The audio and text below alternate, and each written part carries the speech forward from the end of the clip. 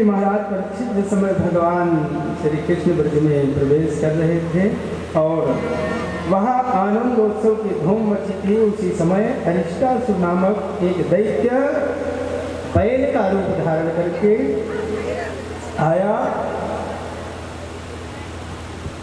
वह बड़े जोर से गरज रहा था और पैरों से धूल उड़ाता जा रहा था।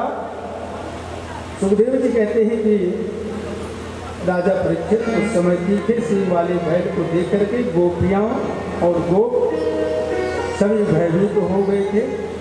पशु तो इतने डर गए थे कि अपने रहने का स्थान छोड़कर ही भाग गए।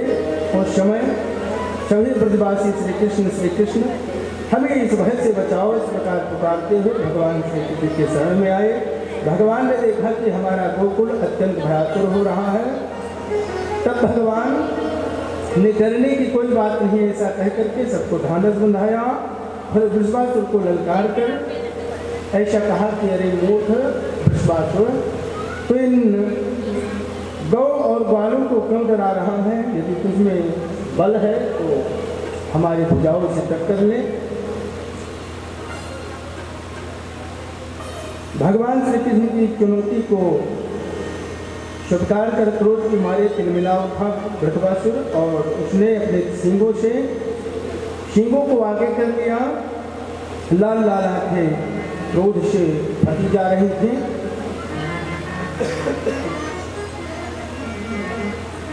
वह बड़े वेग से भगवान को मारने के लिए दौड़ा। ठाकुर जी ने उसे अपने हाथों से 18 पग पीछे धकेल दिया।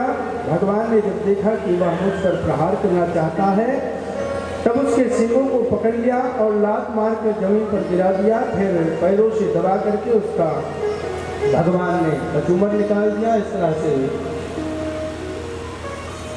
अरिष्टासुर के प्राणांत हो गए। बोलिए अरिष्टासुर भंजन भगवान की जय हो। जब कंस के द्वारा भेजा गया अरिष्टासुर भगवान के हाथों से मारा गया। भगवान में नारद जी ने अपनी गति को अपने लीला को ठाकुर जी की लीला को गति प्रदान करने के लिए नारद जी कंस के पास पहुंचे।